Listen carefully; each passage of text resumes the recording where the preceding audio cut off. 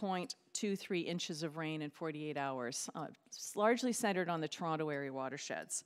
But bridges were washed out, homes were lost, 81 people were killed, and that storm then became the impetus to change how we manage water in Ontario.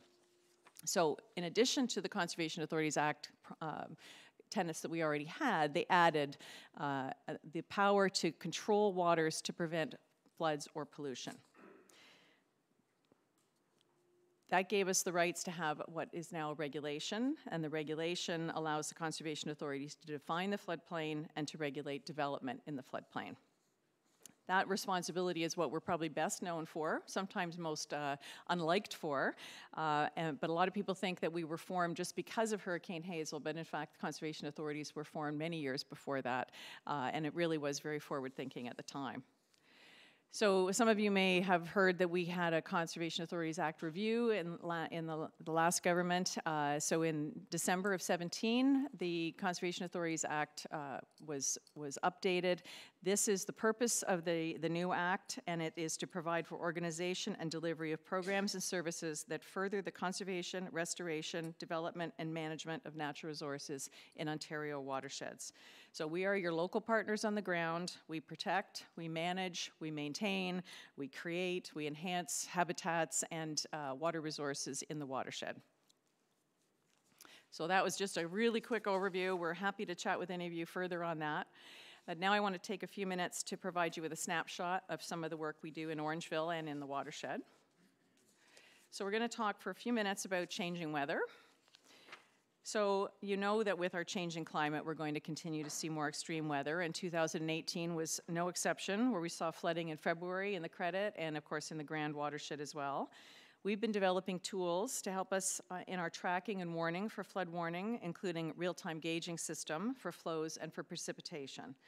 We've been taking advantage of the National Disaster Mitigation Plan funding to update our floodplain mapping throughout the watershed. Orangeville's is complete, but we need to come out to the public and talk about what we've found and what the new mapping looks like, and we chose to wait till after the election to do so, so that will be coming in the not too distant future. This map shows some of the rain that fell in 2017 when you had the spring storms in June, where we recorded 110 millimeters of rain at our Island Lake gauge, whereas there was only 5 to 10 millimeters of rain projected by the weather statements. So what that did is it saw the Orangeville treatment plant flooded. I can't resist putting this blurry picture in the center with people kayaking down a main street here in Orangeville. But remarkably, there was little damage, and some of that is due in part to that we don't allow development in the floodplain. Our real-time networks allows us to capture these kind of events so that we can best put that information into our models so we can predict future events better. So as I mentioned earlier on, we do regulate the floodplain, and it's on a set of criteria, and in our jurisdiction, Hurricane Hazel is the defining storm that we use to define the floodplain. But our hazard mapping doesn't provide us with really any insight into the risk of what's going to be flooded. So we have a line in this, that the extent of the line on the outside here is, that just says this is where the flooding will occur, but you don't know what's happening on the inside. So what we're in the process of doing now is doing flood risk mapping that's much better able to reflect our understanding of that risk and provide better assistance to emergency responders. So I'm going to just go very quickly through these quick slides. And this is an example of risk maps that we're developing in the watershed. And this is Glen Williams. It's not up here. But they will be prepared for the entire watershed. The first animation that I'm going to show you is the extent, and the green here is the extent of flooding at the 2-year, or the level 2 flooding, which is a 10-year flood. And you can see in the red area here at the bottom is one of the roads that will be overtopped during that 10-year flood. We also can show structures as well, but we chose not to show them at this point. And then the blue is the extent of flooding in the 100-year storm, and that shows you additional roads that are going to be overtopped. You can further classify the roads and the structures that are inundated during these storms as to their vulnerabilities, so whether there's nursing homes or schools, and you can also look at critical infrastructure like hospitals and fire stations to see whether they would be affected. And then level 5 flooding will be our regional storm, so Hurricane Hazel, so you can see where those structures would be overtopped. In addition to the flood risk maps, we're also taking our regional storm and looking at flood depths as well. And that we have different levels of depth. So you can see on this on the legend here, green is shallow, and the orangey to the pinky colors are getting more deep. So the green is less than 0.3 meters, which means most people can walk in and out. The yellow is moderate flooding of 0.3 to 0.8 meters, which means that you can still access a site, but not as you're starting to lose safety. And over 0.8 meters, we don't usually permit new development in that kind of a water depth, and it will become very difficult to access and to provide emergency management services. We are also continuing with advances in combined with our risk and hazard mapping. We're looking at additional tools to help you look at planning your priorities. And this is a research project we're doing called the Risk and Return on Investment Tool. And we're looking at mapping both urban flooding, which is overland flow across streets, as well as into riverine flooding, and then being able to assess where the vulnerable areas are with vulnerable infrastructure, vulnerable populations, and then being able to assess costs in terms of where is your best outlay for money to try and mitigate those concerns. This is just a very quick overview, but we'd be happy to come and talk about it further as we develop the tool. So building resiliency for extreme weather also means protecting the green infrastructure we have or the natural systems we have, and changing the way our infrastructure is designed. So some of you may know that we've been working on the Sub-Watershed 19 watershed study for the past number of years to define the conditions in the headwaters, and the headwaters is very important to the rest of the functioning of the watershed. So we have been working with your staff to define the recommendations from the watershed study, and to try and then we'll be bringing the watershed study here hopefully in late spring, early to late spring, to hopefully have you endorse the recommendations of that study and what it means for works that need to be done in the watershed. Information from that study is already being used to help your community with outreach and both restoration projects on the ground, and as well as the science is being contributed to other projects. Some of that is being built into your sustainability plan as well, and we identify environmentally friendly opportunities such as sustainable landscapes, improved natural ecosystems, and we're looking at incentive programs to help people do the right thing. We do spend a fair amount of time working on what's called low-impact development, and that's how you manage stormwater in a more natural sense, as opposed to just using storm ponds. How do you get it to go across the landscape and be infiltrated, filtered, and absorbed by the landscape? So we're working with your staff. We have education programs. We have a significant amount of tools, and those things are available to you, and our staff are willing and able to help you implement those solutions on the ground. Of course, drinking water source protection remains high on the radar for our area, and we are working closely with your staff to ensure continuous improvement in the scientific data that we use to build the plan on, and the policies, and with concerns that have been brought forward by staff in the last years or so, we've been updating some of the policies to reflect some of the issues that came about that were unintended consequences of those policies. We have created a 5-year work plan that we're hoping the province continues to fund, but we're not sure what's going to be happening in the next little while on that.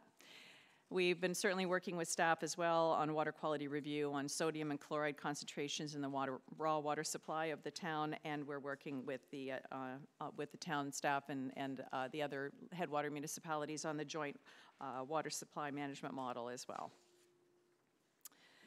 We do a number of things in your community, and one of the most recent things is a rural water quality program recently launched in Dufferin, and that supports farmers in undertaking agro-environmental projects that will help protect water quality and improve farm sustainability. So our staff will work with the landowners to help them define needed improvements to their property, and then help them find the resources to actually carry those out. We do have a number of environmental education programs we run from our conservation areas, and here, most notably Island Lake. We support the Upper Grand District School Board at the Island Lake Outdoor Edge Center for their maple syrup program, and as well we have a grade 8 Island Lake Water Awareness Program where we have 242 students participated from 6 schools in Orangeville, so a good representation. One of the best ways to build resilience against climate change and invasive species is to plant trees. So we do encourage community members to join us, and together we've planted over 1,000 trees this past year in Orangeville with the Sustainability Action Team. We do spend a fair amount of time removing invasive species in all of our parks, and it's a thankless and never-ending job. Island Lake is our most active park, and we're also really pleased to partner on a number of community events there. We do need to keep investing in our facilities, so we have the new stage, and we'll be doing some amphitheater work, and we are also looking at another picnic pavilion that I know you guys have been considering for us. So we certainly have a tremendous growth in the population of people that are coming there and in the events that we're having there. And now for the fun things, the budget. This slide is just a bit of a graphic to show you how our budget is derived. So we have the tax assessment for each municipality is provided to us by MPACT, and that is divided by the total tax assessment of the watershed and by the area of the watershed that you're in, and that yields a current value assessment, CVA, that we use to determine our operating or our general levy. We also have some shared special levy, and for some we have special benefiting levy, and that's for us is only for the region of Peel. And of course we always have our own self-generated revenue, and Island Lake does a very good job of meeting its budget targets for that.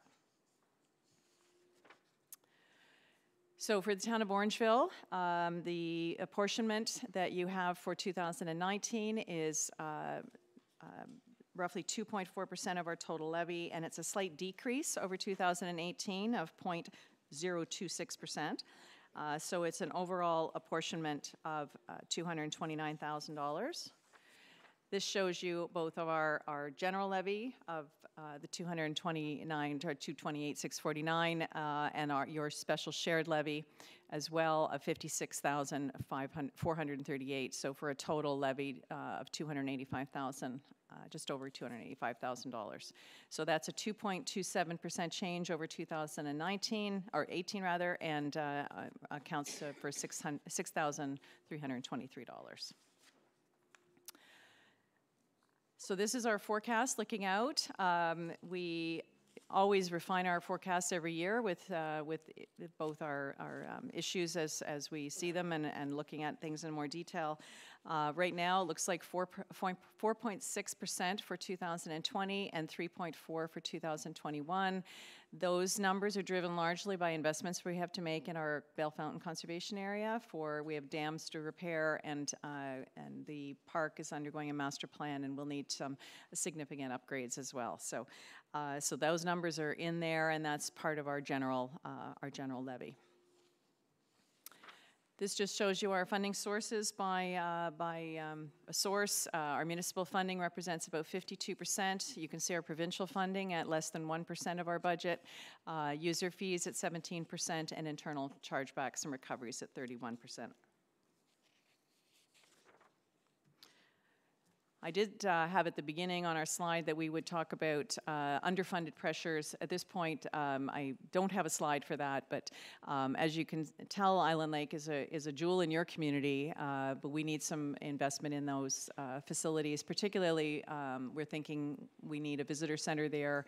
The staff are working out of trailers, and I think it's time we look at how we could best do that. So I raise it not with bringing anything forward at this time, but if ever opportunities arise for funding programs through other sources, it's something that we would like to look at, and we'd be welcoming conversations with you or your staff about being able to contribute or participate in a program for that.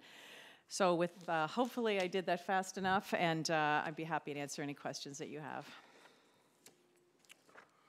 Thank you. Councillors, any questions? Okay, well, thank you for, I'm sorry, Mr. Peters, I'm sorry. Go ahead. Still learning the system. Yep.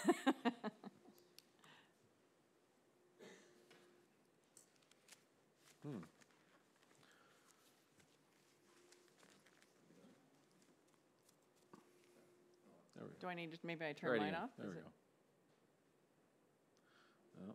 some glitch here. We have a glitch, Dan. Thank goodness for tech support. Oh, hold it. Okay, sorry. Thank you, Mr. Mayor. This might be a bit anticlimactic. It's not actually a question. I just want to thank you very much for the presentation. I think it's well presented. I think the CVC has been a great partner with the town, and in turn, we should do the same for the Credit Conservation Authority. And I look forward to serving on the board for the next 4 years. That's all. Thank you. Very good. Thank you. Any other comments or questions from council? Okay. Thank you very much Thank you. for your presentation.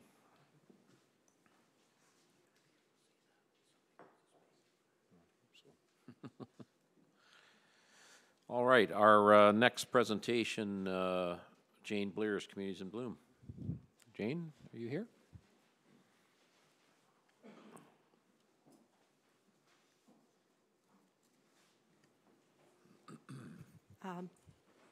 Thank you very much. I don't come unaccompanied. I brought members of our committee with us because everything is a team. There is no I in team. It's got to be all of us.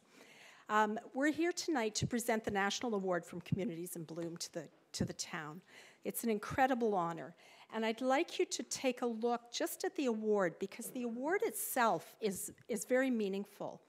It's a symbolic link to Confederation Boulevard, Canada's main street in the National Capital. It's actually linked with the National Capital Commission. Each piece of granite is carefully selected from the National Capital Commission's inventory for the Confederation Boulevard ceremonial esplanade that encircles the heart of the capital region. The granite is cut similar to the granite laid out along Confederation Boulevard. The granite plaques are adorned with half-scale pewter, maple leaf, coated in 24-karat leaf, identical to those that top the distinctive street lamps lining the Confederation Boulevard ceremonial route. So when you go to Ottawa, take a look. We have a piece of Ottawa here. This award is really the result of collaboration and teamwork, and I can't say that enough. We have to say thank you to Ted Zarudny. Without Ted and his vision, inspiration, and passion, this would not have happened. Orangeville would not have been participating. To the community businesses and the Orangeville BIA, Allison has been amazing and very supportive. And all of the citizens of Orangeville have made Orangeville shine. They've really worked hard. It's amazing. Town staff has been incredible. Many have helped, but we have to say, have special mention to Sheila in communications and Allison, and especially to Megan for the profile book. If you've seen the profile book, it is an absolute gem, and it's an awesome tool for marketing for this town. To the Parks Department, Kevin and Adam were amazing. Adam stepped in, did the tour. Kevin, they've worked just incredibly hard. And Brittany and Nicole did an amazing job on the gardens, and they did an amazing presentation. We do presentations in the morning, and they are stellar. I'd like to say thanks and acknowledge the Headwaters Healthcare Center, because Lynn Sinclair Smith and her team have done an amazing job, and they won special mention on the national level. Remember, this is national. CVC, we've heard a wonderful presentation, and CVC gives a presentation and does a tour every year. They're amazing partners. We'd like to highlight their work. Orangeville Hort Society for their ongoing work to make this town shine. To the Amaranth Lions for their continued support. And to the committee members, Ted Zarudny, Sharon Nelson, Veronica Savet, who's not here, Jill Cutter, Brenda Scott, Councillor Nick Garisto was part of our committee, Krista Castro was part, and Jeremy Williams has driven and guided the judges for the past 3 years. So it takes a team. Most people think Communities in Bloom is the focus, but it's not. We've really come to learn that community's the focus. And I'd really like you to take a look, because people think that it's all about gardens, and we're way more than gardens. It's a national nonprofit organization committing to fostering civic pride, environmental responsibility, and beautification through community involvement in the challenge of a national program with focus on enhancing green spaces. People, plants, and pride growing together is the slogan, and it captures the essence of the program. The program consists of communities receiving information and being evaluated either provincially or nationally by a volunteer jury of trained professionals. This year, we had somebody who's in charge of the gardens for the National Capital Commission and an independent media consultant. Talk about amazing. The community is judged on 8 key criteria: tidiness, environmental action, heritage conservation, urban forestry, landscape, turf and ground covers, floral displays, and community involvement. So it's fairly all-encompassing, so you can see how it is more community than bloom. This community is blooming, by the way, obviously. The benefits, always when you're investing money, you want to know what's your return on investment. There's economic benefits, best practices in information exchange. We can exchange information with people all across the country. We get information from the judges and marketing. Local businesses can use it as a marketing tool. It's incredible. It's positive benefits for tourism, hospitality, and retail. Social benefits. It's community pride. There's always complaints, but we can be very positive about this. This is incredible. Participation from everybody. Look at the number of groups that have been involved and participated and collaborated. And environmental stewardship, we've just heard. And we highlight and recognize all that and consult with that. There's a comment, so always somebody else says something better than you can say it yourself. And I'm going to comment on a community that the mayor actually said. The Communities in Bloom evaluation is a very useful educational tool for the city of Charlottetown when it comes to working to improve the quality of life for its residents. Charlottetown's participation in the Communities in Bloom program assists the city in its vision to bring together the community to build a better sustainable future for its residents. The evaluation grid provides us with a framework of tangible goals and actions to strive toward by identifying how we can contribute to balancing the interests of the economy and the environment. Charlottetown has seen major growth in our tourism industry over the past 10 years or so, and our efforts in beautification and sustainability have played a major role in this success. The pride of our community is shown through its citizen. And that was the mayor of Charlottetown. And I think we can be equally or more proud. We've achieved a national recognition. In 2016, Orangeville participated on the Ontario level. We won. We got a score of 87.3, and we scored 5 blooms. In 2017, we were a national finalist. We scored 85.8%, got 5 bloom silver. 2018, we won nationals. Absolutely incredible. With a score of 88.45, we got 5 bloom silver. 2019, what's the plan? We're going to participate in the Circle of Excellence and achieve 5 blooms gold, and it will require lots of teamwork. We're looking for lots of help. With the support of council and staff, an annual budget of $5,858, cash donations of $950, plus a multitude of volunteer hours, we present you this award, and probably the most cost-effective consultants report to date.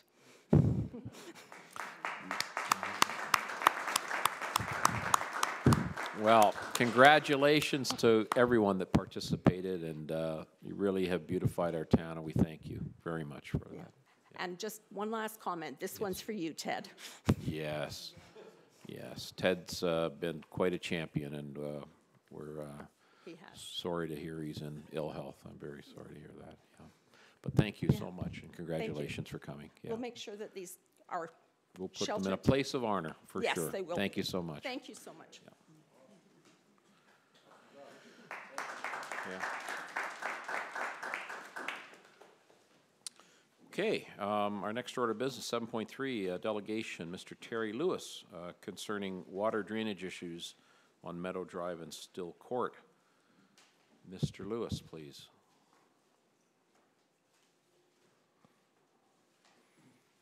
Mr. Mayor, members of council, I'm here because I have a problem. Specifically, the water table has risen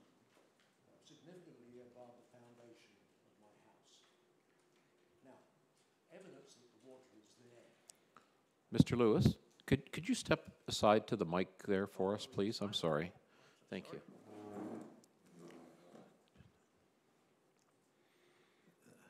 Evidence that the water is there is that in July, my sump pump was discharging over 7,300 litres of water a day, and my pump was actuating every 143 seconds. In November, that had increased to 10,000 or over 10,400 litres a day, and my pump was discharging at a rate of 126 seconds. 126 seconds. In December, that increased to over 14,000 litres. Today, it is now discharging 10,000 litres a day. So, what might be causing this problem? Well, running between two rows of back-to-back homes, and I'll give you the homes, there's 122, 126, 130, and 134 Meadow Drive, and between 22 and 26 Steel Court, which happens to be my home, and 130 and 134 is an easement. Now, in the easement is a drainage pipe. From what I understand, is that the drainage pipe is blocked. It's not functioning or malfunctioning. Now, in conversations with Mr. Doug Jones, he has acknowledged that the pipe is plugged or malfunctioning, and he has expressed a willingness to conduct a proper engineering solution to the problem. Mr. Deleuze, technical specialist, indicated to me that he didn't seem to think it was a particularly expensive undertaker and not a particularly onerous job to complete. So having said that, then the question is, well, okay, why has nothing sort of happened? Well, there's a reason for that. From what I understand, and this is what I understand because I wasn't there at the time, but apparently some 10 years ago, before I, and indeed all my neighbours except one neighbour who's been there quite a while, purchased their homes, the well number 7 in Meadow Park was shut down for service, and as a consequence, homes were flooded. The town conducted an investigation, I understand, and in the investigation, they discovered a drainage pipe, and that the drainage pipe was plugged. I believe the drainage pipe, from what I understand, is probably a 6-inch diameter black plastic pipe, not unlike the type of pipes that homeowners would attach to the end of their downspouts. So when the city determined that this pipe was plugged, the council put in place, and I think you call it Ordering Council 2011, essentially to repair the pipe. And so the order was placed to repair the pipe. However, the order or resolution stipulated or had a mandate that the residents of the homes had to sign a unanimous release to the effect that they would be responsible for the cost and the maintenance and the ongoing repair of the pipe. Well, there's only one, what we know, there was only one residence that resides with us today, so we don't know what happened to the other viewpoints, but this gentleman decided he would not sign the release. As a consequence, nothing was done. Now, Mr. Jones has pointed out to me that from his standpoint, I'll call it the old resolution, the 2011 resolution, is technically still on the books. And as such, or theoretically, I guess, if he were to get signatures from those homeowners, then he would be in a position to proceed. So he asked me to see what my neighbors would be prepared to do, and I had a consultation with them. I explained to them that long before they purchased their homes were flooded, and this was the requirement to get the pipe fixed. The one gentleman that declined to sign the release many years ago has expressed the opinion that he doesn't want to sign it now. So it would seem that we are what I would say is an impasse. So, Mr. Mayor, members of council, I came here this evening with a wish and a request. The request to have what I'd say was the contentious resolution of 2011, and that council enact a new resolution to repair the pipe. And if I may conclude with just one last thought, Orangeville, as I see it, is now a very large town, and it's growing all the time. And it seems to me that a town of this size, and I know it has, a multi-million-dollar infrastructure for water drainage system. And you would know that better than I. So it seems to me that it wouldn't be unreasonable. In fact, it would make a degree of common sense for the town to actually adopt a little wayward plastic pipe that has been part of the town's drainage system for now over 30 years. Right. Thank you for listening to me. Thank you, Mr. Lewis. Mr. Jones, can you weigh in on this for us and give us a little history and maybe particularly the reason that the resident has refused to sign a release? Do you know? Your Worship, I can provide you with a little bit of additional background. I did prepare a bit of a background report that was included in the agenda, although I think Mr. Lewis did an excellent job of summarizing that for us. Yes, he did. Essentially, the issue was identified back around 2009 and 2010, and it did appear that a pipe was installed by the builder, we suspect, while constructing to drain the excavation so that they could install the foundations properly. Apparently it worked quite well for some time until, as Mr. Lewis has indicated, our well 7 was off for a period of time, and well 7 does artificially depress the water table in that area, and that's when the issue came to light. Some investigations were conducted, and certainly it was identified that the water table is high in that area, as it is in some other areas of town, and we discovered that this pipe was in place. While it is in an easement, that easement is a surface drainage easement. It was not intended to be an easement for this pipe. It's a pipe that we didn't know was in place, that does not appear in any of the engineering drawings, and in all likelihood was not properly designed, which is perhaps why it has now failed. Ultimately, there were discussions with town legal counsel and the town's insurer of the day, and they were the ones who made the suggestion that the town only do work to repair the pipe in the event that we received releases from all of the homeowners. When that didn't happen, no work was done, and that essentially brings us up to date to today.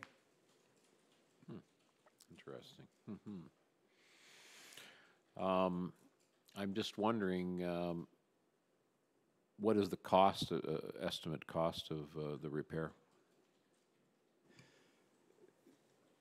Your Worship, at this time, I'm not prepared to put a number to it. It does, the main part of the pipe does go through people's backyards, so it would mean taking down fences, removing gardens, potentially garden sheds and so forth. But we believe that there are branches that then go on to each individual property. The cost of installing the pipe and the reinstatement is unclear, in part because we don't know how deep we would need to go. The motion that was passed by council did talk about deepening the pipe to try and further depress the water table in an effort to aid these residences. But until proper design work was done and we took a look at what all the costs were, including the reinstatement cost, it's unclear how much it would be. And it's the town legal opinion and insurance opinion that we don't do this unless we get the buy-off on all residents? Is this correct? Your Worship, yeah, that was the opinion of the day. That was the advice that we received from legal counsel as well as from our insurer.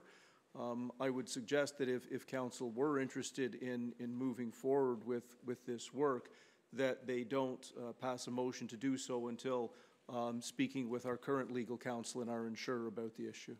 Okay. Councillor Sherwood. Thank you, Your Worship. Through you, first of all, I want to thank Mr. Lewis for coming this evening and giving us a great wrap-up of what you've been experiencing. And I'm truly very sorry that this has been a decade going on. I can tell by your statistics that it is worsening. So this is not going to get better unless we get a resolution. To Mr. Jones, I want to thank you very much for the backup information. And even though the town wasn't aware of the pipe being installed, it's a bit of a gray line in where I look at this as being that we should have been mindful of what was going on as the subdivision was being developed. I'm sure we had an engineer on location, and I know you can't see everything that's going on, but the fact that it is so close to our easement, I think we need to take some type of ownership and responsibility here. I know we have the issue of the releases.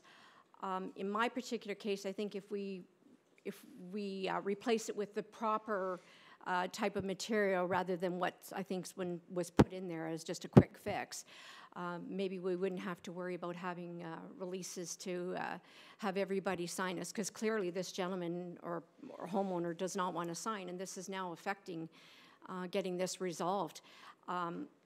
I feel partial that Council of the Day in 2011 did give authorization to go ahead with this. I'm wondering if they had already budgeted for that. So in the meantime, I'm wondering if maybe we could put something together, ask staff to maybe report back, give us a little bit more detail, even though, Mr. Jones, you've given us a great deal of detail here, and I thank you for that.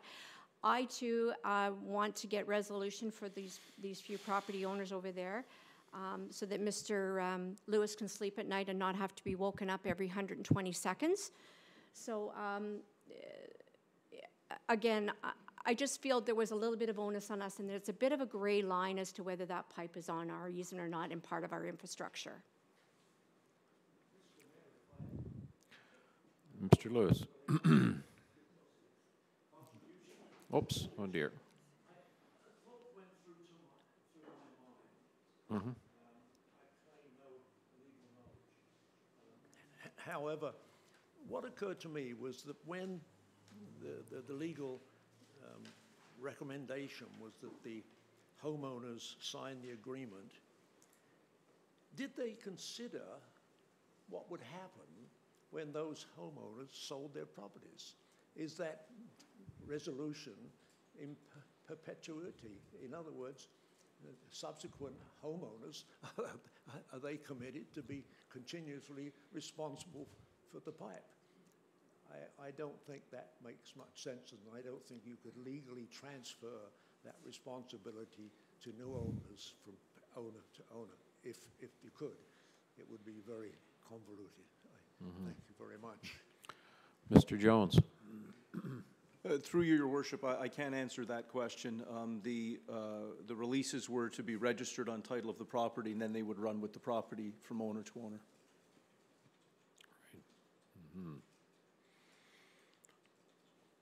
Right. Are you up? Okay.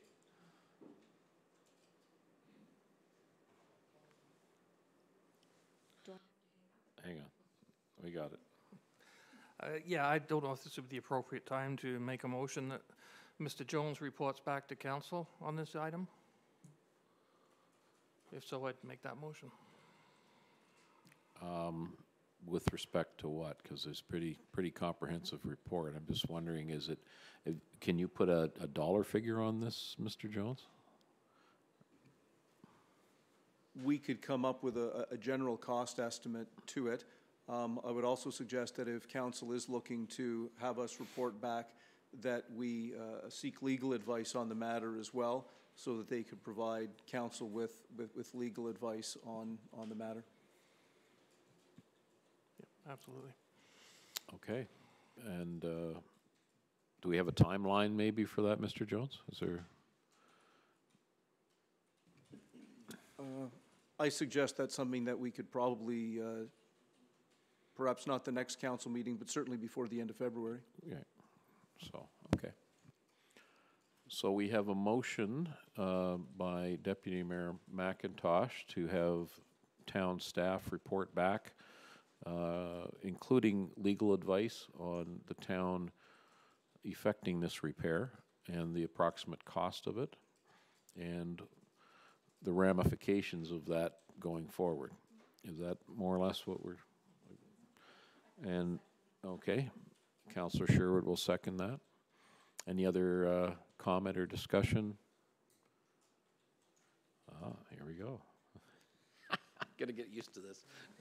Thank you, Mr. Mayor. I just have to clarify that the motion would include insurance and legal, because as I understand it, those are two separate opinions. Absolutely. Mr. Lewis, I used to live at 30 Still Court.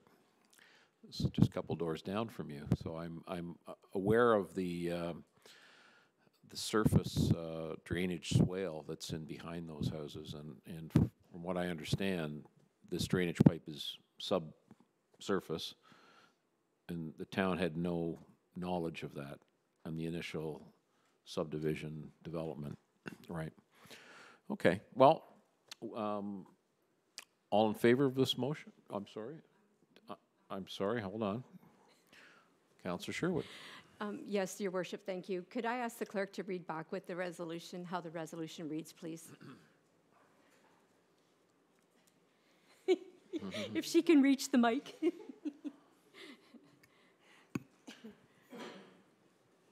That staff be directed to consult with legal counsel and insurers, develop a general cost estimate for the repair of the pipe, and report to council by the end of February. And amended to include insurance. And an estimated cost, is that included? Estimated cost. Thank you. And we'll also maybe add by the end of February. Is that reasonable, Mr. Jones? Yeah. Mr. Lewis, we are going to attempt to resolve this. Pardon me? Yes. As soon as we vote, we'll confirm that. May I have a vote to accept this? Okay, unanimous. So we'll continue to work for you. We understand the problem, and hopefully the town can help resolve this sooner than later. Thank you for your presentation. We now have 7.4. I'm sorry, 7.31, groundwater impacts at 26 Still Court. Is that another presentation we're making, or was this part of the same one? No, that's Mr. Jones' report, I believe. Okay. All right. Mr. Jones, do you have anything further to add to this? No. No, Your Worship. Okay, thank you. 7.4, delegation, Mr. Chris Thiel, winter parking, Daisy Lane. Mr. Thiel.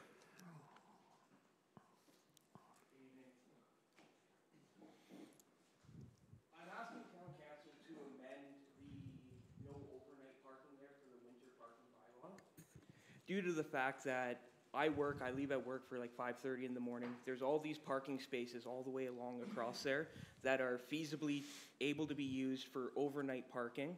I understand myself, I do snow removal for City of Mississauga, so I understand how painful it is to try and clear a street while there's cars parked on it.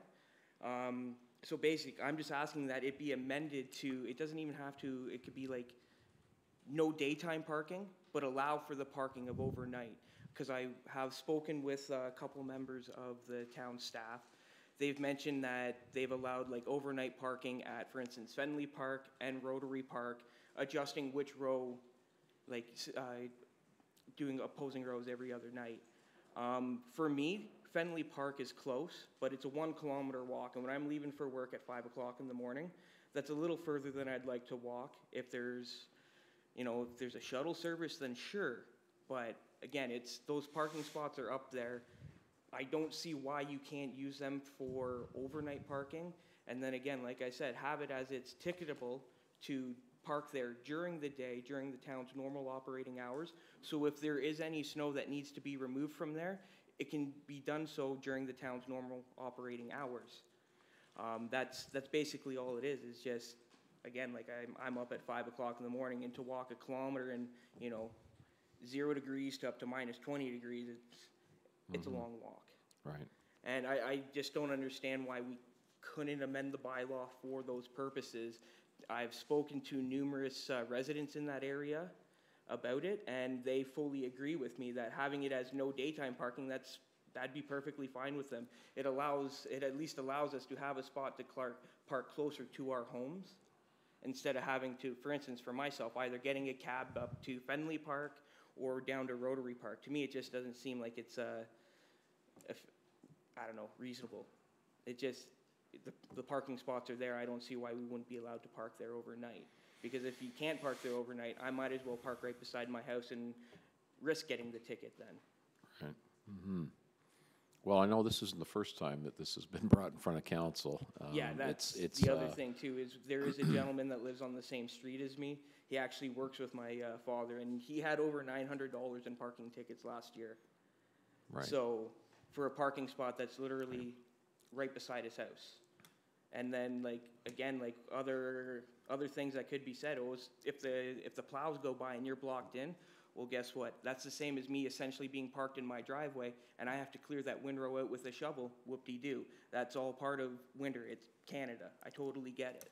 I'm just asking that the town would consider to amend that bylaw to allow for the residents to have the access to park there overnight, instead of having to, get up extra early, get a cab, which is more money that other people are spending to get to a parking spot when those parking spots are there feasibly. Right. Okay. Any questions from councilors?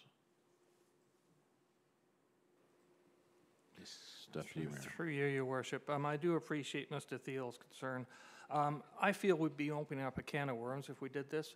Irregardless of Doug Jones' report not recommending it, if we start here, where do we stop? A lot of these new subdivisions have visitors parking, and that's what this is. It's visitors parking. It's not for the people that own the houses.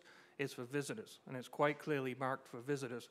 So I just, as much as I feel your pain, I just don't know what we can do, because this is visitors parking. If we take this away, we're going to have these people complaining. They have no place for visitors to park. So we're really stuck. But during the day, then, if you're going to have people visiting, they can park on the street. Then I'm just asking for this to be parking for overnight.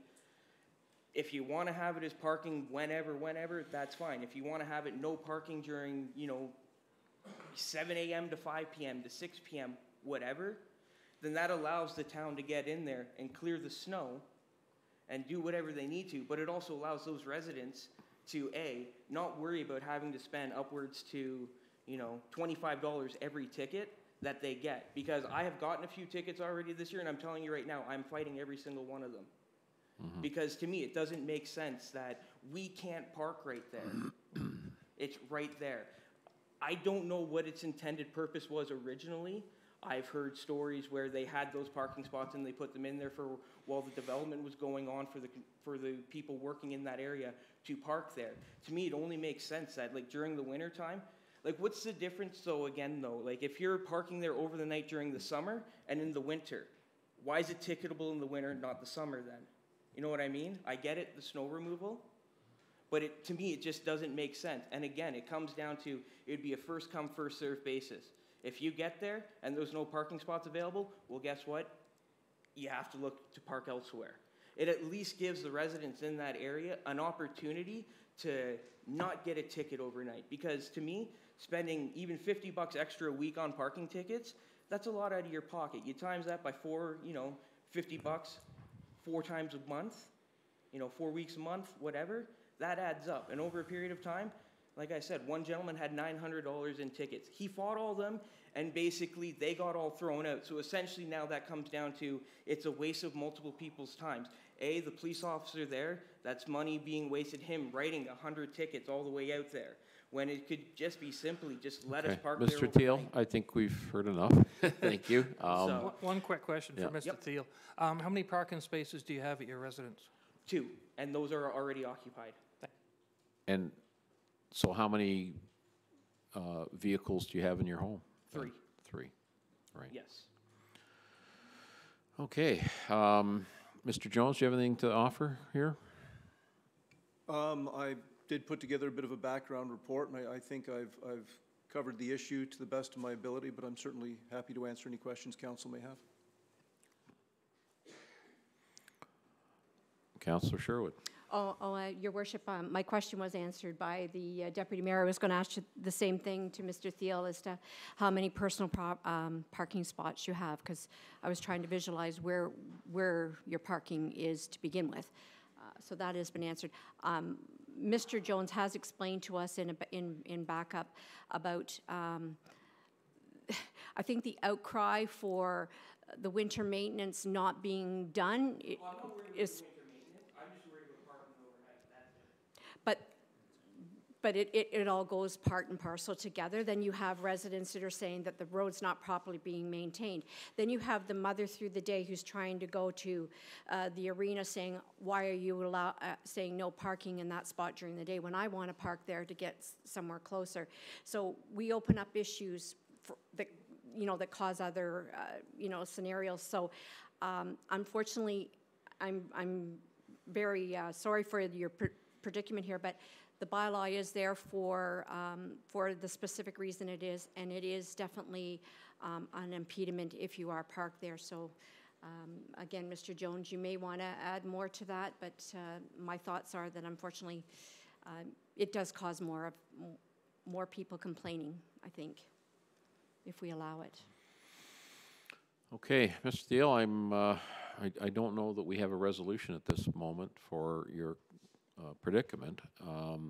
We feel for you because your particular part of town isn't the only one that is suffering with winter parking issues, and I'm hoping that in the coming months or year or so, maybe we can come up with some creative solutions. I mean, I've thought about partnering with the school board. I know, you've got Montgomery School across the road, you've got West Side. I don't know if we can approach the school board to see if there's any kind of agreement we can. Again, there's a lot of agreements and legalities involved with partnering with somebody like that, but it may be worth talking to them. There are schools and all over town that are closer than Findlay and Rotary, but again, we'll try and work on this problem. But as of today, I don't think we've got a resolution for you. So thank you for coming, though.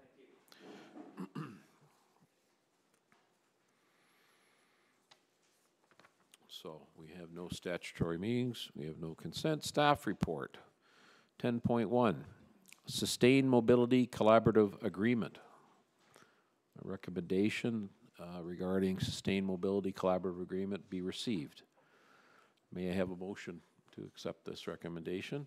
Deputy Mayor McIntosh, seconded by Councillor Andrews. Any questions or comments from councillors? All in favor? Oh, I'm sorry. Here we go. Councillor Sherwood. Your Worship, through you to Mr. Osman, I'm just wondering, will a member of the town staff be part of the steering committee that's part of the agreement? And I guess what I'm wondering is what's going to happen after April 20th, 2021? Right now it's being funded by Trillium, so I would assume that we would have to look at then continuing to pay, but I was wondering if a town staff member was on the steering committee, then they can report back to council as to the success of the program? Your Worship, through you to Councillor Sherwood, first of all, after April 30th in 2021, the application or the actual program will be revisited, and the funding would be cut off as of 2021. However, they would revisit and look at it again to see if the program can be continued. If that were the case, it would have to come back to council again if the agreement would be basically put in place for another 3 years. The position on the committee, we would have to go back to the Sustained Mobility people and ask if that's okay with them. Right now, we are not sitting on that committee. We would have to request that position. Just to follow up, Your Worship, to Mr. Osmond, in the report, I think it was under Section 3, I read it that the town could be on that steering committee. I'm just wanting to make sure that we don't lose an opportunity here for, you know, this great program, and I want to just kind of see if it's working and know that we're definitely being kept informed of it. And I don't want to just all of a sudden the agreement expires and then we find out that it comes to a cost, and we've not been given details to the effectiveness and if it's actually with us. So are we able to ask for a member to be on that steering committee? Through Your Worship, to Councillor Sherwood, absolutely. We can approach the committee and ask to be on that committee. I don't think there's a problem doing that. I just think to this point we have not requested that. Okay, thank you. Okay. So did you want to add that as an amendment then to this? Is that what you're friendly? Okay. Sorry. Yes, Your Worship, I am adding that as an amendment. Again, it was a well-written report, but I would like to ask if staff could please be, a member of staff be on the steering committee and report back to council as due course fits. Okay. We have a seconder for that amendment? Councillor Andrews? Okay. Any other discussion on that point? Okay. So shall we vote on this amended recommendation? All in favor? Okay. Unanimous. Thank you. Okay, 10.2. This is a residential demolition permit application by Haymount Investments at 31 Town Line. Recommendation for a demolition permit and a proviso that that buildings are to be erected on the subject property not later than 2 years from the date of issuance of the demolition permit, and that the applicant allow Heritage Orangeville to photograph or otherwise document the existing residential property prior to demolition. So may I have a motion? Oh, I'm sorry. We have a question here. Councillor Peters. Thank you, Mr. Mayor. Through you to Mr. Jones, I suppose, and that this would be a proposed amendment to the conditions in the agenda, but historically, demolition has very poor waste management practices. The industry is getting there. We don't have the implementation or the bylaws in place right now to require this sort of thing. But I wonder if council would be in favor of adding a third condition to the demolition permit to ask for a waste management plan as part of their permitting process, without establishing a firm target, but just to get firms in this area used to doing business in that way and accounting for some of those principles. But I suppose the question that accompanies that amendment is whether or not that would fall within the jurisdiction of the amendment or the motion that's been presented to Mr. Jones. So are you talking about specifically adding to this, or just commenting generally to staff to investigate adding waste management to a demolition permit? In this specific case, because it's come to us with conditions for the release of that permit, I would amend this to add a third condition having to do with the waste management plan without a specific mandate. And then as the town moves forward, obviously we'd us in due course. Right. I note here that there's salvage or for reuse, any significant architectural artifacts is in there. But Mr. Jones, you have a comment on this request? Your worship, with your permission, I'd like to defer the question to Mr. Ward, if I could. Mr. Ward. Thank you, Your Worship. The request with respect to waste diversion as a condition to this demolition permit approval, it's not a unreasonable request. However, the legislation under the Planning Act does speak to council's ability to impose conditions. The language of such predominantly speaks to conditions with respect to timelines, purposes of which is to ensure that when you have a demolition occurring, you have a replacement development occurring somewhat imminently afterwards, and there's a condition imposed to that effect. The condition with respect to heritage does speak to the fact that the property is on the Municipal Heritage Register. Heritage Orangeville has looked at this and requested the ability to be able to go in and document and salvage where necessary. That condition is appropriate, as well as the condition with respect to the timeline. Should council wish to proceed with a condition about waste diversion, from a planning standpoint, I don't see a problem with that. There may be questions about its ability to be enforced and implemented, because once the demolition permission is granted, then that activity occurs. It's conditional upon basically those conditions having been met already. And that would require some oversight by staff. I mean, I would assume if there was a waste diversion requirement. Councillor Peters. Certainly, just to add to that, I guess what I would be proposing would be the submission of a diversion plan with no specific target of performance or oversight of staff during the process, just the act of going through that exercise and accounting for the materials that would be part of the demolition work, again, to be submitted to grant release of the permit, and then their execution of that would be part of their own responsibility. Mr. Ward, do you have a comment on what Mr. Peters has just said? Thank you, Your Worship. Again, it's a fair request. It's something we could certainly look into.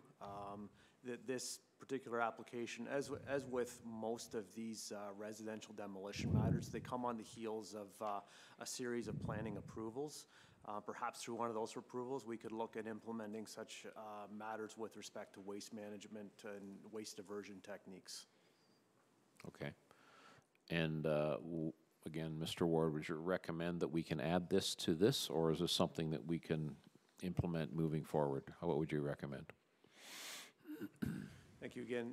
Through you, Your Worship, I would suggest that this is something we'd be looking into further with respect to its most effective and appropriate implementation, rather than a condition as part of this demolition permit approval at this time.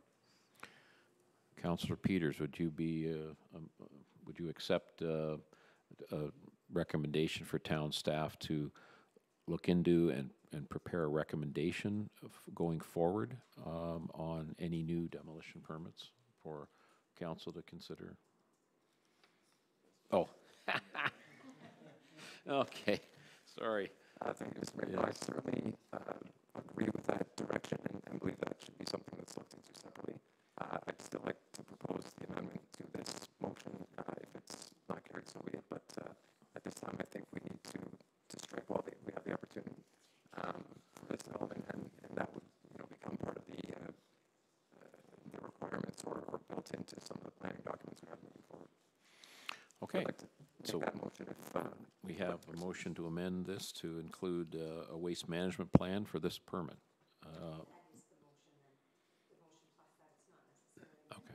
Okay. Okay. Do we have somebody to second that? Councillor Post. We'll vote on that. All in favor? Okay. Motion passes. You opposed? Yes, I know. Yeah, it did pass though. 4-2. Yes. Yes. Matt. Okay. Councillor Sherwood and Mayor Brown. Yes. Okay, so now, did we pass the recommendation of the, we did, okay, good, with that amendment, good. All right, let's move ahead into committee board minutes. Recommending to accept minutes of the Orangeville Library Board meeting of October 24th and November 28th, 2018. You have a, sorry. Oh, Councillor Andrews.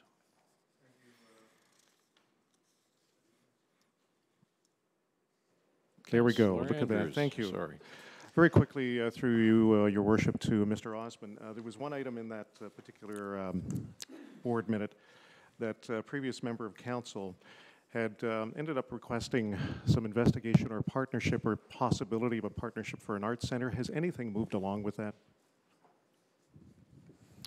Not to my knowledge, Your Worship, through you, sorry, to Councillor Andrews. Not to my knowledge, we are putting together a task force to take a look at the arts and culture piece, and we'll probably revisit that at that time. Okay. Might be the best opportunity for us to take another look. Okay, thank you.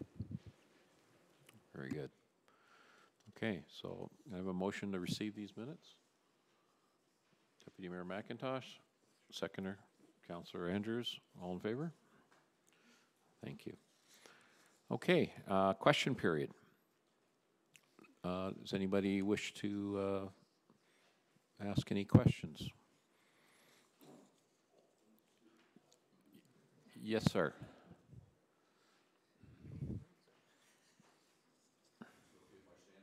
Of course. My name is Chris Callis. I'm the past president of the Royal Canadian Legion here in Orangeville.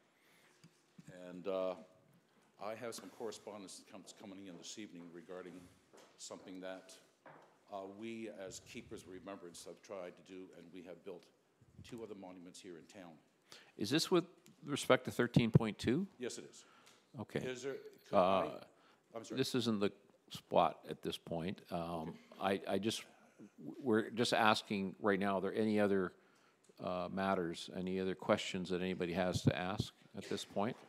I just... Yeah. Just out of spot by one. So just if you just hold for one moment. I didn't know if I'd be able to ask questions in that time period.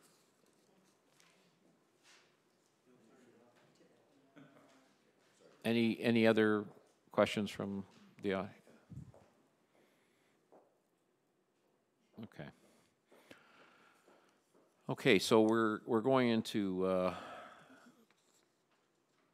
Well, this is just, okay, so hold on, we got correspondence here. Okay, I'm sorry, Chris. Please, come back and talk for us, please. Yeah, I'm sorry. Yeah.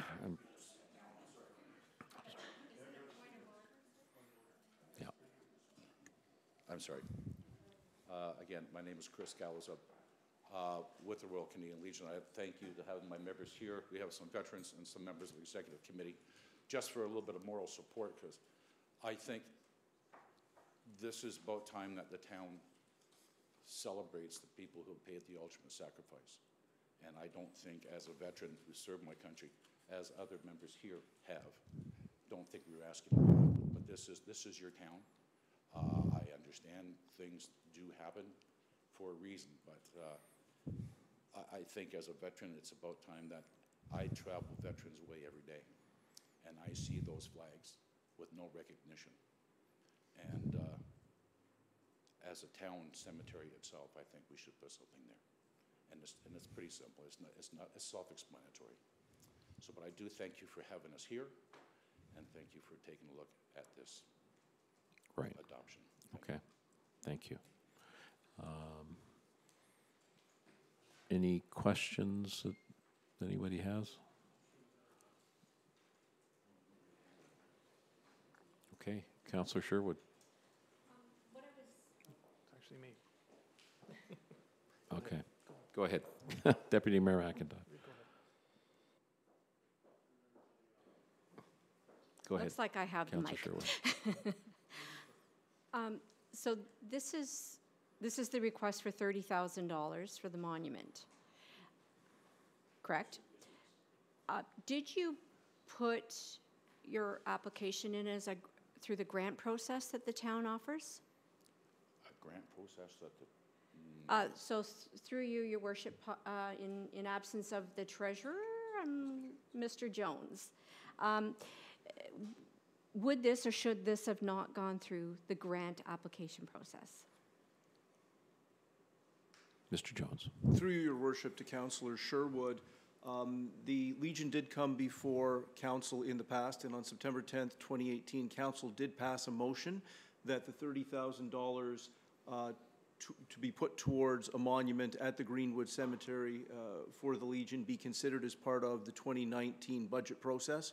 And indeed, it is included in the list of grant requests for the 2019 budget. So it will be coming back before Council in the coming meetings to discuss the budget. So through you, Your Worship, I would ask that this, that I make a motion that this be part of the budget approval process, and right. that, you know, I'm very, very grateful to our veterans, and to just authorize it right now as a one-time grant, I don't think it's fair to other people who are also asking for funds. So I would like to see it go through the budget process if possible. Right. Okay. Thank you very much. Thank you very much.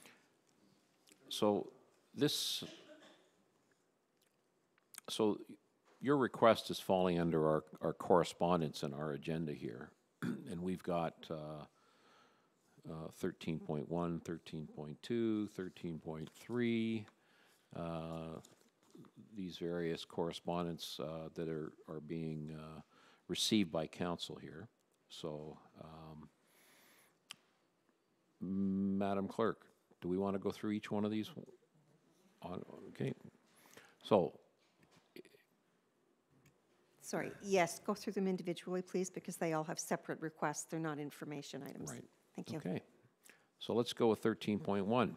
This is Celebrate Your Awesome Committee, Jim Waddington, closure of Mill Street. Recommendation that the report dated January 14th on temporary road closure request be received, and that council approve that Celebrate Your Awesome event be added to Schedule A of bylaw number 018-2017, and delegate authority to the Director of Public Works or his or her designate to approve temporary road closures to accommodate the event.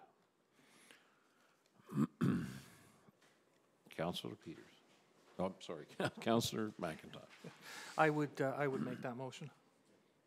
Okay, may I have a second? Councillor Peters. All in favor? Okay. Recommendation is passed. Okay, so now we have 13.2, which we've already dealt with.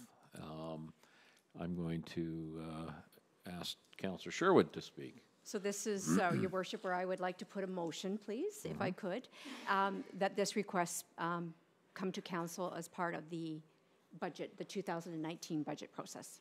Right. And can I have the clerk? Yeah. I think the clerk was trying to get our attention here. Yes, I'm sorry, Madam Clerk. Yes. Sorry. Yes. Through you to Councillor Sherwood. It is already part of the budget process. No motion is necessary. Okay, thank you. Fair enough. Okay, thank you.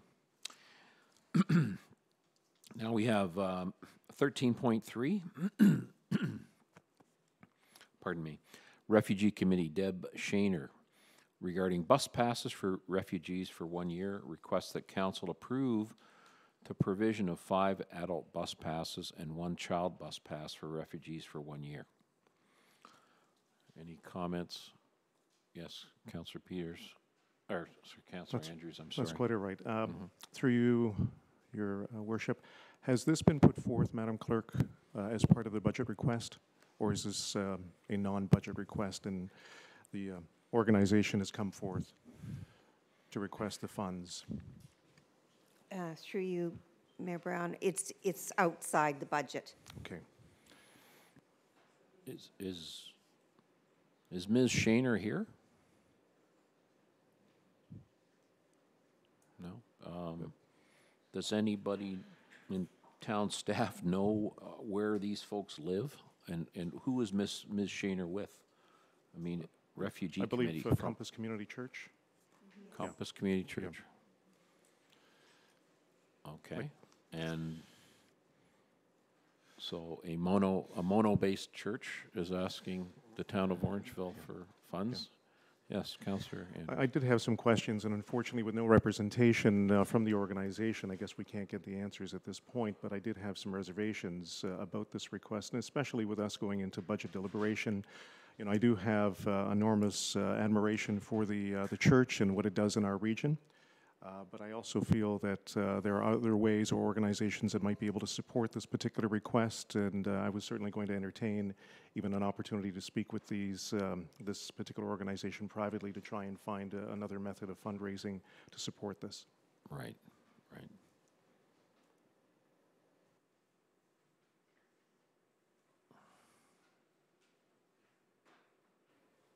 Okay.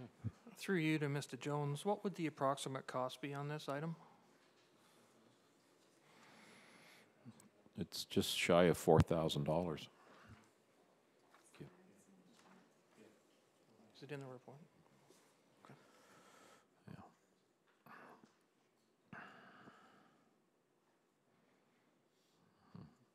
There's no cost in this, but I I do believe that an adult bus pass. Mr. Osmond, do you know cost of an adult bus pass, or does Mr. Jones? I apologize, Your Worship. I don't know the exact cost. I think it was $55 a month, and so that sounds approximately. So 12 correct. Is $660 times 5 is $3,300 plus the child. So it's just shy of $4,000. Yeah. Well,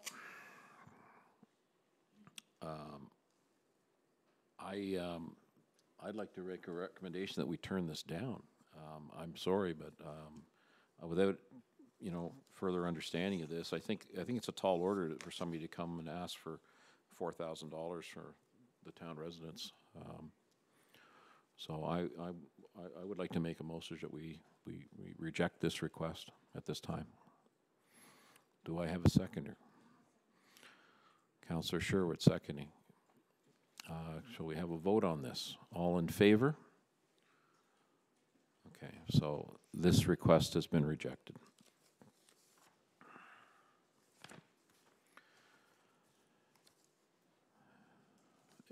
Yes, yes, it was unanimous.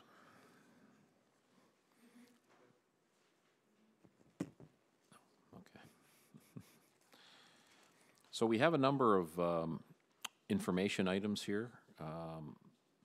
We're just going to have these items received, and they include 2018 Municipal Election Accessibility Report, Bill 66, Restoring Ontario's Competitiveness Act, an open for business planning tool, Bill 66, an implication of passing of Bill 66, current developments application summary update, heritage permit application, new businesses in Orangeville report, status update for the official plan review, transit advertising report, Township of Amaranth, Sue Stone, CAO Clerk Treasurer regarding licensing process to take water, Township of Amaranth, Susan Stone, CAO Clerk Treasurer regarding Haymount Valley Grove subdivision, and Township of Melanchthon, Denise B. Holmes regarding the voters list for municipal elections.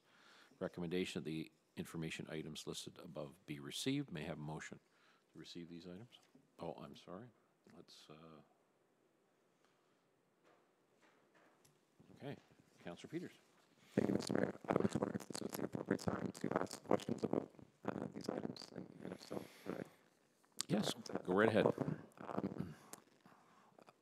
I'll start with perhaps the easier ones. Through you to, I'm not sure if it's Mr. Jones or Mr. Osmond, but on the transit advertising issue, have any companies ever taken up the town on, it's not working, eh? Sure. Yeah, okay. Certainly, okay. Yep.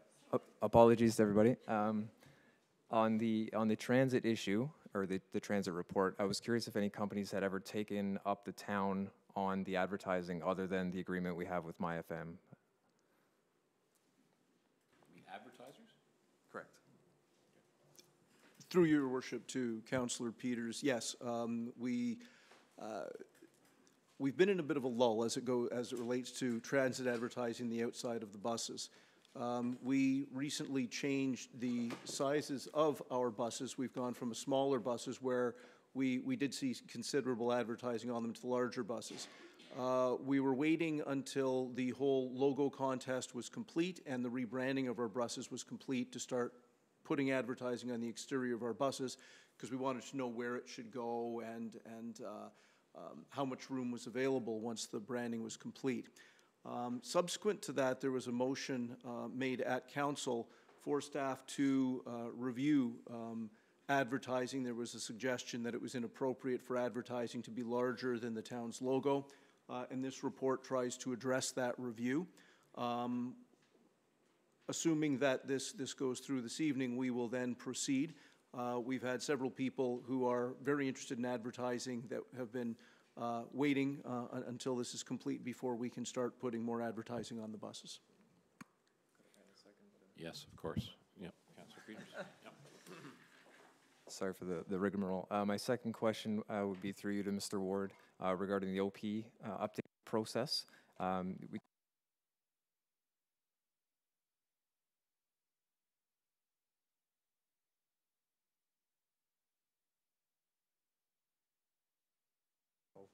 we back? Okay, sorry. Regarding the two-phase approach to the official plan update process, is there any way to accelerate phase one? Right now, I believe it's slated for Q1 2020. Given what has to happen as part of that phase one, is there a chance to accelerate that process into 2019? Or if not, is there an opportunity in 2019 to make amendments to the official plan so that we can catch as many developments moving forward with an updated official plan language, because now it's been many more years than I believe should have progressed since we last had an update. Mr. Ward. Thank you, Your Worship, and through you to Councillor Peters. The report, the information item essentially proposed that sort of more of an expedited approach for that phase one exercise, given that it would be looking at all of the amendment items that are basically non-growth management related, of which will be, I guess, contingent upon the directions that are determined at the county level in response to the new growth plan. We had initially proposed that work would be done predominantly throughout 2019 into early 2020. We can certainly look into expediting that to try to get that done within the year, but admittedly there is some work to be done, albeit there was some work historically done. It's not just, unfortunately, it's not just as simple as pressing play again. It's a matter of going back, revisiting that work, also capturing some of the changes that have occurred since that time that the official plan review exercise was essentially paused. One of the exercises we'd like to do is bring back some sort of item summarizing the consultation that has taken place, as well as giving a little bit of background information on some draft amendments that we'd be looking to bring forward as part of that phase one program. All in all, we'll certainly try to get that done through the remainder of this year and hopefully by the end of the year, if not very early next year.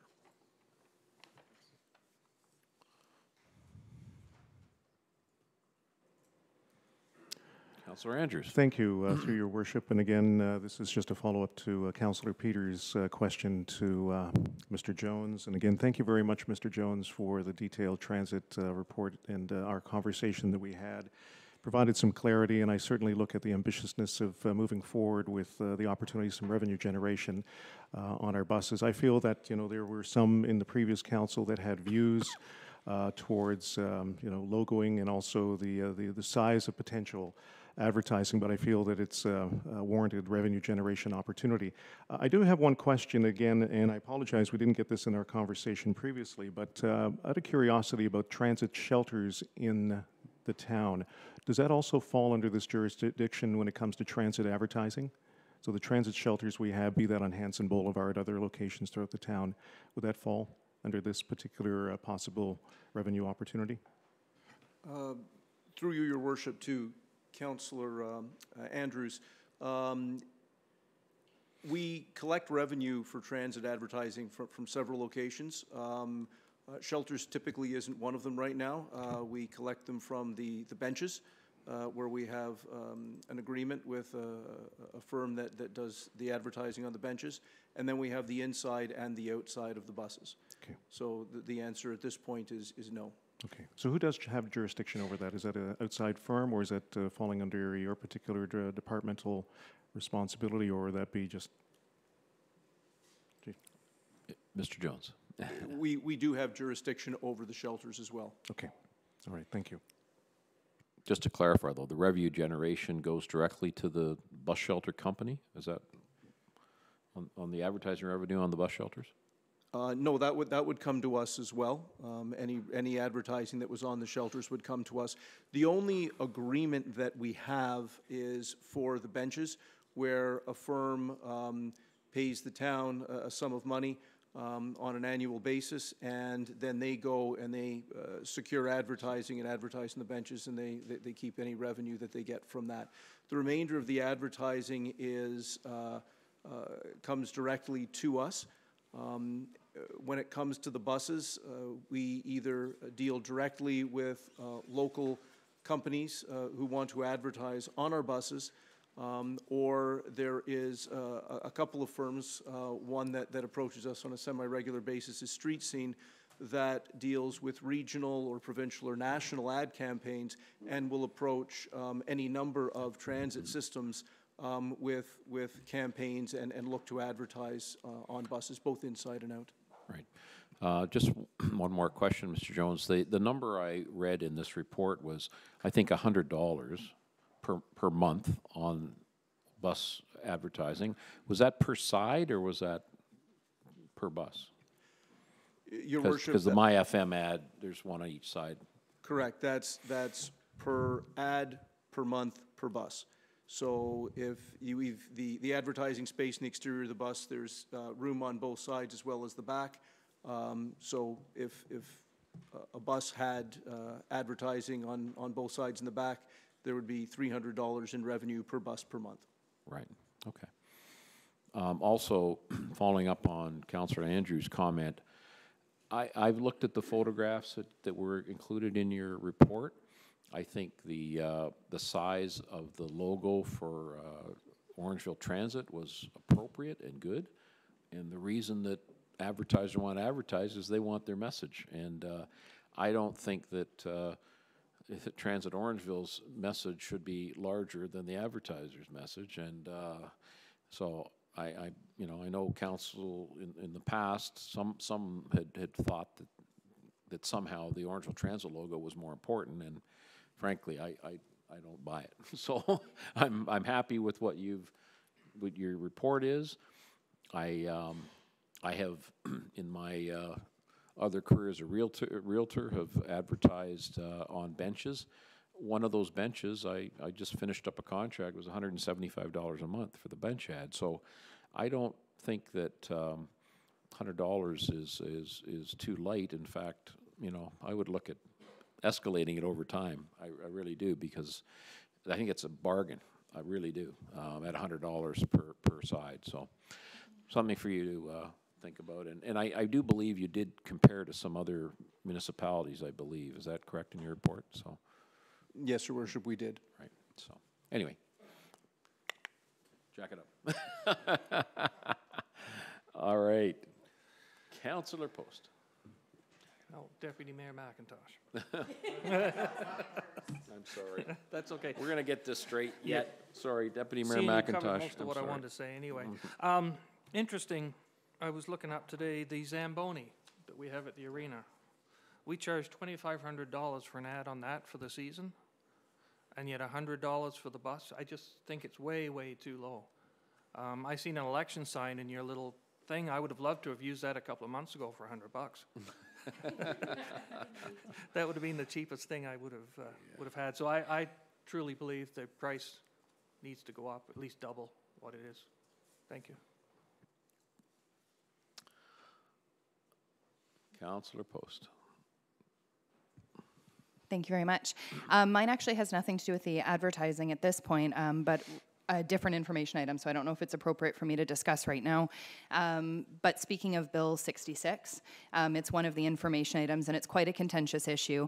I know that the motion here is going to be to receive all of the information items, but I think it's extremely important that as council, we take a statement, make a statement for ourselves on Bill 66. I would like to thank town staff for a really comprehensive report that they've put through. And in reading the report, they've echoed a lot of the feelings that I had about it. But I think it's important that as council, we put forward something that lets us know that we echo the statements of town staff in this one. Mm-hmm. Mm-hmm.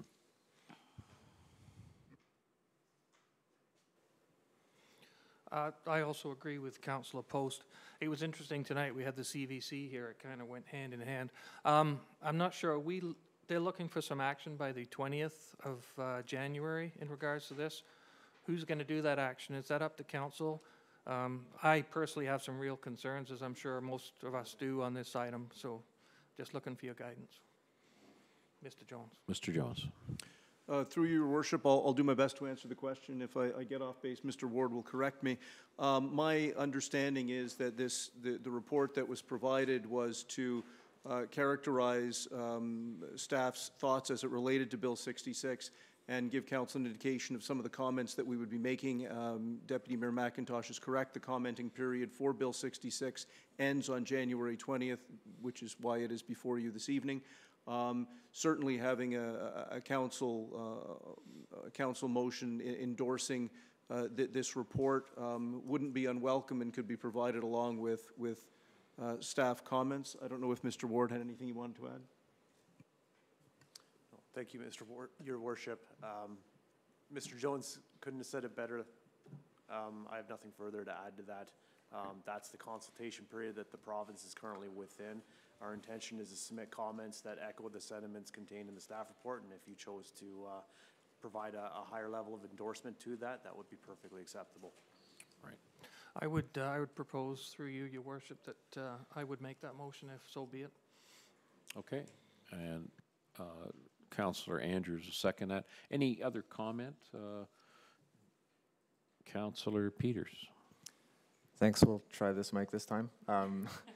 Thank you, Councillor Post, for bringing it up. I was actually going to bring it up under new business. I've been doing quite a bit of research on this issue, as well as have a lot of members of the public, the media, that sort of thing. I support the recommendations of staff in this, in speaking out ahead of the January 20th deadline. In fact, the town of Aurora has a very strong motion that was made at a council meeting that they had in December. That I could propose we adopt, depending on the motion that's on the floor or not, but I would support waiving the notice of motion and putting through something similar, if we can agree on the language. Do you have the Aurora language? I do. Would you like me to read it out? Yes, please. Certainly. It's a bit lengthy. Let's see, let me zoom in a little bit here.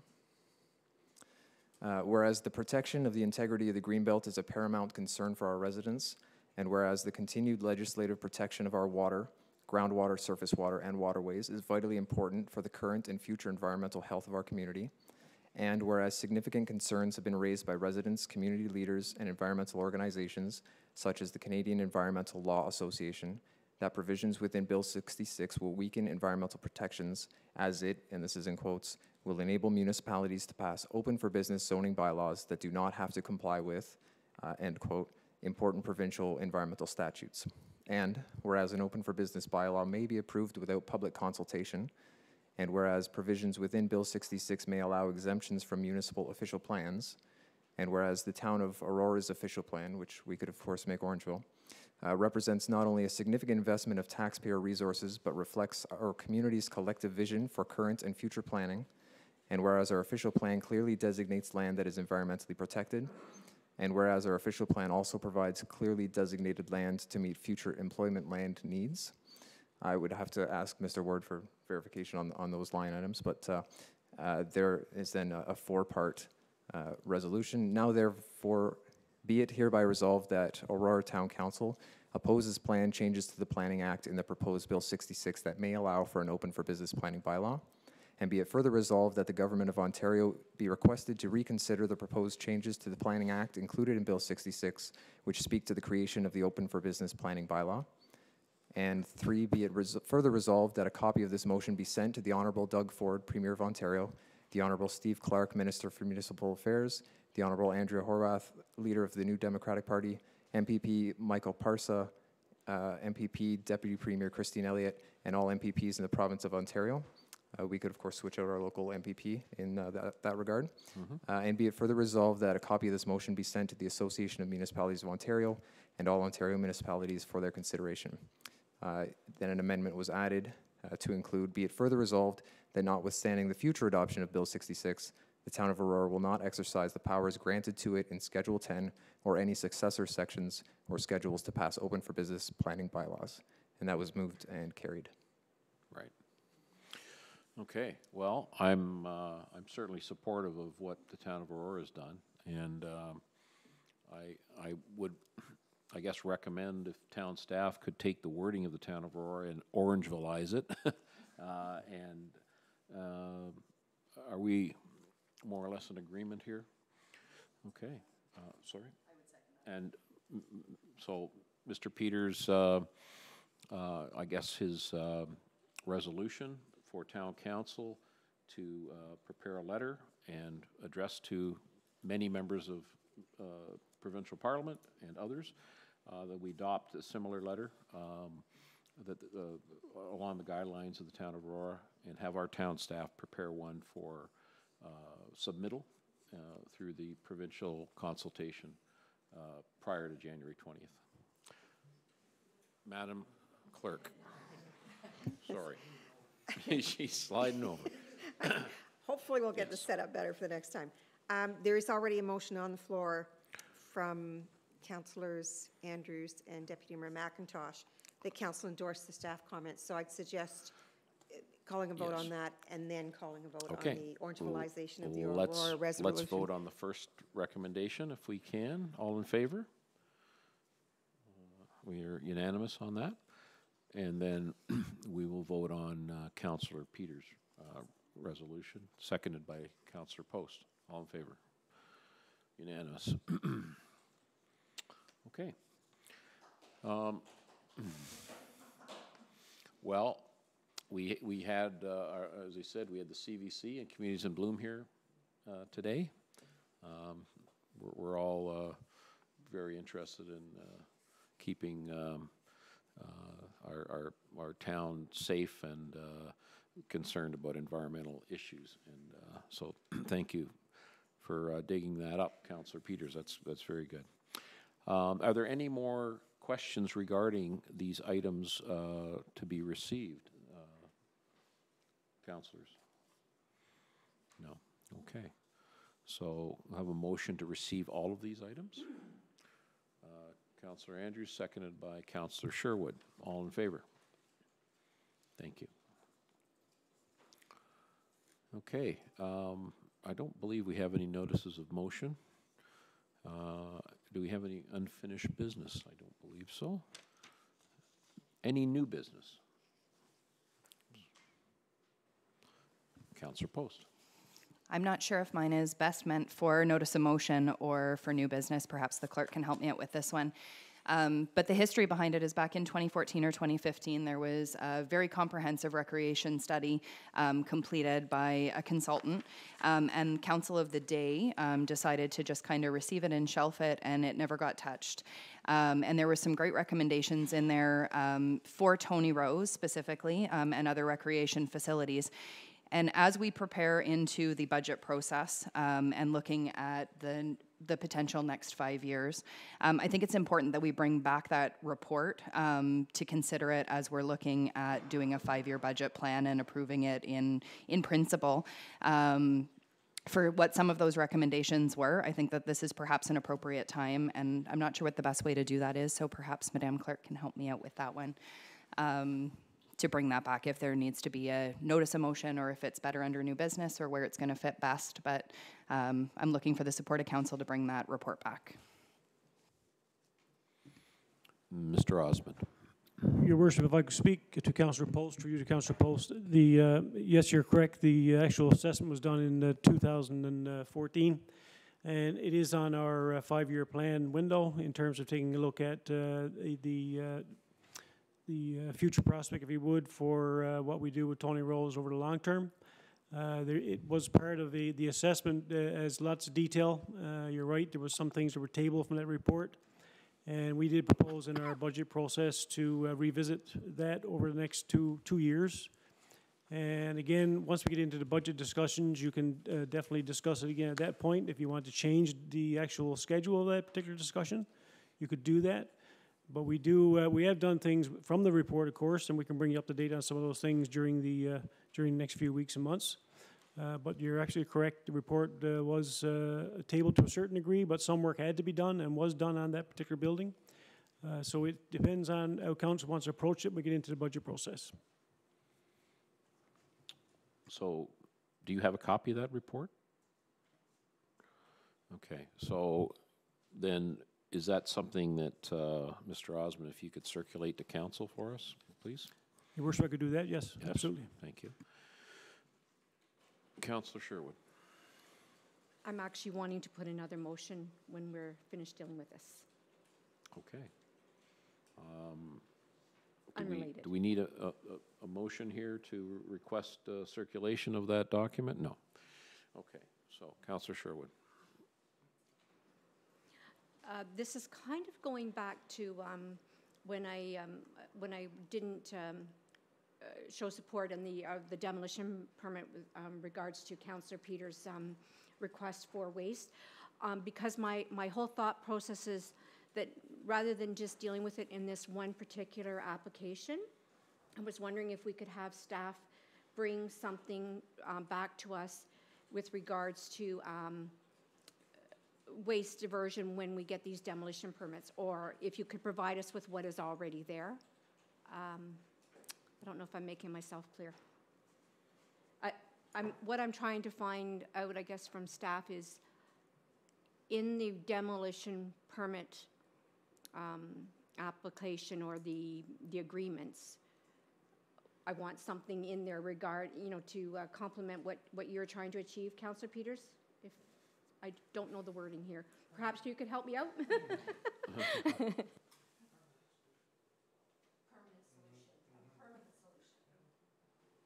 Councillor Peters. Yeah. Thanks, Mr. Mayor and Councillor Sherwood. I suppose I would defer to planning in this case in terms of what mechanism would be best to implement that. As part of the Sustainable Neighborhood Action Plan, I would hope that construction and development issues are addressed, and sitting on that steering committee and having public input on that process, I think we could find the right spot for that. From a technical perspective, I would defer to the planner, but certainly support the notion of having a more permanent resolution for be it demolition or new construction waste as it relates to sustainability. Mr. Ward, do you have anything you could add there? Thank you, Your Worship. I would suggest that the first place to be a good start would be the official plan. And as we're embarking upon the review of that, that would be a very good opportunity to put in some very proactive policies with respect to waste diversion initiatives. From there, we have a good opportunity to implement those policies through our development application review and approval process. Some options that come to mind could be conditions through the development review and approval process, or provisions to be included in development agreements, all of which could be very effective implementation mechanisms. But again, that sort of initiative and discussion needs to happen at the official plan policy level, and the review opportunity, or the review exercise we're embarking on, presents a very good opportunity for that. Right. Councillor Peters, is it safe to say that going forward a demolition permit would receive the same treatment by you as it comes through? And maybe we could notify staff to maybe consider that as a before the official plan. Is that your intention? Yeah. Go ahead. Yes, I certainly support that, and I would probably be a broken record if a few more of these came our way in the coming months. So in advance of getting something more official, I'd be pleased to hear staff recommendations on whether or not that could be implemented in the interim on demolition permit issuance. Okay, thank you. Okay, I think that, yeah, so we have 19.1, recommendation that the bylaws listed below be read a first, second, third, and finally passed, numbered sequentially, that the mayor and clerk be authorized to sign them accordingly. A bylaw to appoint Bruce Ewald as chief building official, and B, a bylaw to confirm the proceedings of the council of the Corporation of Town of Orangeville at its regular and closed council meeting held on January 14th, 2018. May I have a motion to Councillor Andrews, seconded by Deputy Mayor McIntosh. All in favor? Okay, thank you. That concludes our council meeting. May I have a motion to adjourn? Council, oh, excuse. Oh, yes.